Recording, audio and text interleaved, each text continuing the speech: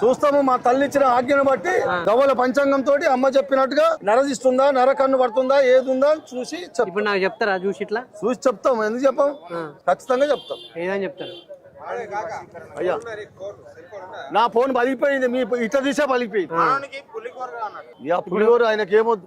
పులిగోరు ఉంటుంది ఇక్కడ ఉంటాయి. ఎందుకుంటావు? ఏం చేస్తారు పులిగోరుతో? పులిగోరుతో అవి కన్ను దిష్టి తగలకుండా వేస్తాం. చిన్న పిల్లల కోనలకి వేస్తాం. కానీ ఇది పులిగోరు దయ్యం పడితే వదిలిస్తారా? తీసుకురాబా, వదిలిస్తారు. తీసుకురాబా. ఎట్లా ఏ మంది పెడతారు? నేను మంత్రం చేసి కథం చేస్తా దాన్ని అంతే.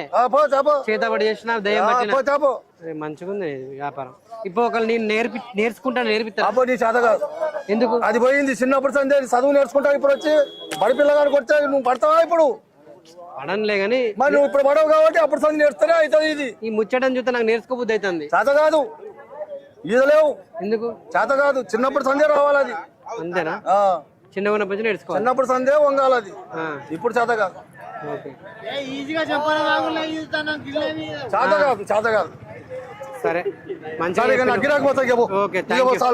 సో అది ఇక్కడ ఉన్న మూలికలు, వీళ్ళ జీవన ఉపాధి ఇదంతా. సో ఇక్కడ ఎటువంటి అంటే ఆరోగ్యం గురించి అనారోగ్యం గురించి ఏదైనా కూడా ఈయన చేస్తాడంటున్నాడు. దయ్యం పట్టిన మరుగుమందు కావాలన్నా అన్నిటికి కూడా ఇక్కడ మందులు ఉన్నాయి.